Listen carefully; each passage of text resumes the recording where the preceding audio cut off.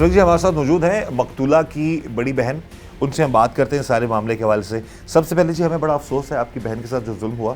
अब सारे इस मामले के हवाले से बताइएगा। आपकी छोटी बहन भी थी, ज़ाहिर बहनें आपस में उनकी बड़ी प्यार मोहब्बत होता है, इस लड़के के हवाले से भी और वैसे भी जिसने पहले पसंदगी का मामला हो या उसके बाद जो मामला थे, सारे इस हवाले से बताइएगा। मेरी बहन उसको पसंद नहीं करती थी। रिश्ता आने के बाद उसने मेरी माँ बाप की मर्ज़ी पे बोला कि मैं आपकी मर्ज़ी से शादी करूँगी, ठीक है। उसके बाद उस लड़के के बारे में जब हमें पता चला, हमने उसे शादी से इनकार कर दिया, ठीक है। ज़ाहिर सी बात है, 2 बच्चों का बाप है, फिर उसकी बीवी है। मेरी बहन ने बोला कि मैं यहाँ नहीं करूँगी, क्योंकि हमें पता चल गया था, ठीक है। उसके बाद वो बेचारी लाहौर से आई है, मेरे बाबा से, मेरी फूफो के घर से, रिक्शे से बाहर उतर रही है और उसके बाद अपने बैग अंदर रख रही। रिक्शे वाला चला गया, उसको इतनी ज़ोर से फायर मारा कि उसकी चीखें आई हैं, ठीक है।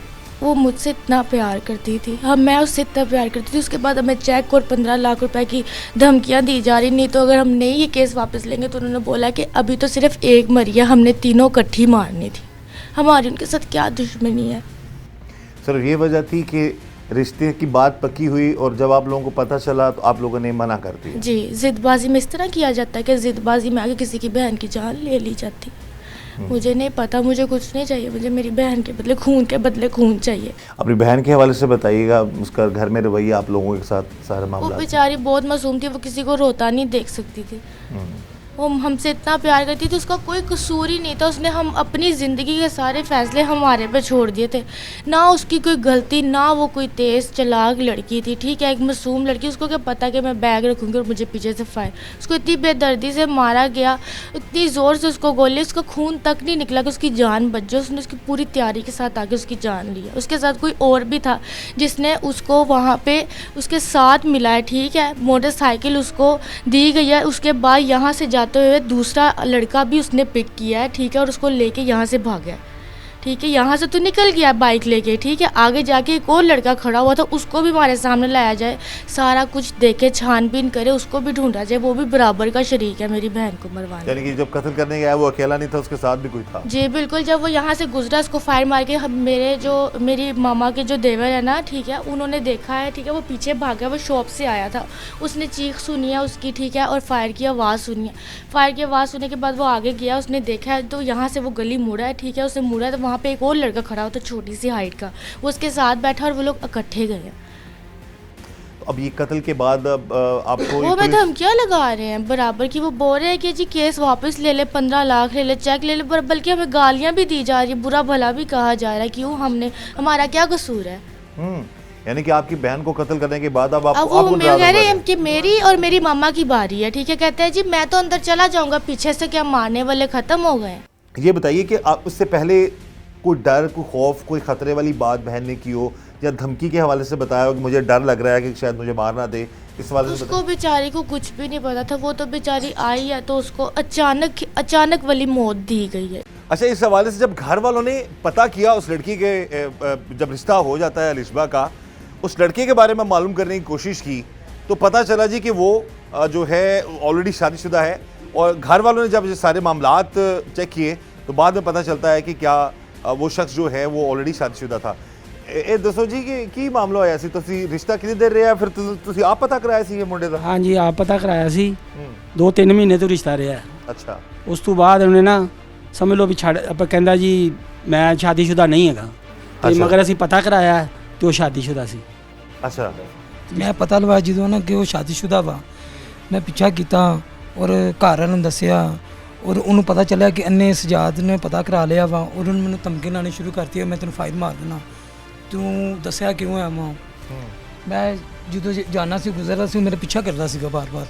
अच्छा। पीछा करता मेरे दुकान तक आंदा सीगा।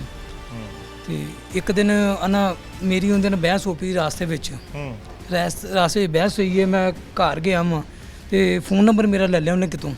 अच्छा। ਤੇ ਮੈਨੂੰ ਧਮਕੀ ਲਾਣੀ ਸ਼ੁਰੂ ਕਰ ਦੇ, ਮੈਂ ਤੈਨੂੰ ਫਾਇਰ ਮਾਰ ਦੇਣਾ, ਤੈਨੂੰ ਇਹ ਕਰ ਦੇਣਾ, ਤੈਨੂੰ ਉਹ ਕਰ ਦੇਣਾ। ਗੁੱਸਾ ਉਹਨੂੰ ਕਿਸ ਗੱਲ ਦਾ ਸੀ ਜੀ? ਕਿ ਮੈਂ ਪਤਾ ਲਵਾਇਆ ਸੀਗਾ ਕਿ ਇਹ ਸ਼ਾਦੀशुदा ਵਾ ਲੜਕਾ। ਅੱਛਾ। ਅਮਰਾਨ ਉਰ ਮੱਕਨ। ਤੇ ਰਿਸ਼ਤਾ ਕਰਨ ਤੋਂ ਪਹਿਲਾਂ ਉਹਨੇ ਆਪਣੇ ਆਪ ਨੂੰ ਗੈਰ ਸ਼ਾਦੀशुदा ਜ਼ਾਹਿਰ ਕੀਤਾ? ਗੈਰ ਸ਼ਾਦੀशुदा ਜ਼ਾਹਿਰ ਕੀਤਾ ਸੀਗਾ। ਤੇ ਉਸ ਤੋਂ ਬਾਅਦ ਮੈਨੂੰ ਧਮਕੀ ਲਾਉਣਾ ਪਿਆ ਤੇ ਮੈਨੂੰ ਕਹਿੰਦਾ ਮੈਂ ਤੈਨੂੰ ਫਾਇਰ ਮਾਰਨਾ ਵਾ। ਤੇ ਫੋਨ ਕਰਕੇ ਨਾ ਮੇਰੇ ਘਰ ਦੇ ਕੋਲ ਆ ਕੇ, ਮੇਰਾ ਘਰ ਆ ਸੀ ਤੋਂ ਕਿਰਾਏ ਤੇ ਜੋਹਟੋਂ ਦੇ ਵਿੱਚ। ਉੱਥੇ ਆਣ ਕੇ ਮੈਨੂੰ ਉਹਨੇ ਫਾਇਰ ਕੀਤੇ, ਕਹਿੰਦਾ ਬਾਹਰ ਆ ਗਿਆ ਘਰ ਦੇ, ਕਹਿੰਦਾ ਮੈਂ ਤੈਨੂੰ ਫਾਇਰ ਮਾਰਨਾ ਵਾ। ਇਹ ਲੜਕੀ ਨੂੰ ਕਤਲ ਕਰਨ ਤੋਂ ਪਹਿਲਾਂ ਦੀ ਗੱਲ? ਹਾਂਜੀ, ਕਹਿੰਦਾ ਤੈਨੂੰ ਫਾਇਰ ਮਾਰਨਾ ਵਾ।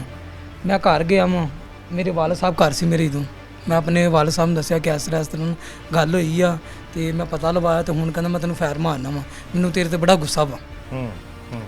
ਜਦੋਂ ਆਇਆ ਨਾ ਘਰ ਦੇ ਬਾਹਰ ਆਇਆ ਵਾ ਤੇ ਲੜਕੇ ਲੈ ਕੇ ਆਇਆ ਵਾ 4-5, ਤੇ ਉਹਨੇ ਆਂਦੇ ਨਾਲ ਨਾ ਕਹਿੰਦਾ ਸਜਾਦ ਕਿੱਥੇ ਆ ਵਾ, ਬਾਹਰ ਕੱਢੋ ਨੂੰ।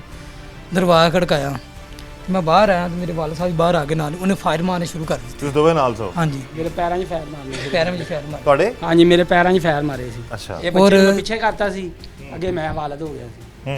ਔਰ ਮੈਨੂੰ ਬਾਰ-ਬਾਰ ਨਾ ਧਮਕੀ ਬਾਰ-ਬਾਰ ਲਾਂਦਾ ਸੀ ਉਸ ਤੋਂ ਬਾਅਦ ਵੀ। ਅੱਛਾ। ਫਿਰ ਨਾ ਉੱਥੇ ਇੱਕ ਸਾਈਡ ਤੇ ਜਿਨ੍ਹਾਂ ਦੇ ਨਾਲ ਬਹਿ ਕੇ ਕਹਿੰਦੇ ਸੁਲ੍ਹਾ ਕਰ ਲਓ ਤੁਸੀਂ ਸਾਰਿਆਂ ਨੇ, ਤੁਸੀਂ ਲੜੋ ਨਾ, ਅਸੀਂ ਬੱਚਿਆਂ ਨੂੰ ਸਮਝਾ ਦਨੇ, ਬੱਚਾ ਨਹੀਂ ਆਏਗਾ ਅੱਜ ਤੋਂ ਬਾਅਦ। सारी गल हो गई सी, उस तो बाद भी उन्हें दुश्मनी कढ़ी है। इस वक्त जी हमारे साथ मौजूद हैं 19 साल अलिशबा जो कि मकतूला हैं, उनके बहनोई, उनसे हम बात करते हैं सारे मामले के हवाले से। जी सर बताइएगा। सर वैसे है ना कि कुछ महीने पहले उनकी बातचीत इन्होंने की थी उधर रिश्ते की, ठीक है ना। पता चला कि वो शादीशुदा है, ठीक है ना। माँ बाप के अलावा उन्होंने मम्मा के पास रहती थी ज़्यादा, या नानों के पास रहती थी, हमारे घर भी आती थी बहन को मिलने के लिए। बहन को इतना प्यार था उनका, इतना ज़्यादा प्यार था, ठीक है ना। इस बंदे ने रहम नहीं किया, थोड़ा सा भी होता है इंसान के लिए। ये वो लाहौर से आई है, बेचारी उतरी है, ऐसे उसको फायर मार दिया गया, भूखे पेट, कुछ खाया भी नहीं था उसने, ठीक है। अपनी माँ को कहती मैं सरप्राइज़ देती हूँ आके, मम्मा जी मैं आ रही हूँ, रास्ते में हूँ, ठीक है।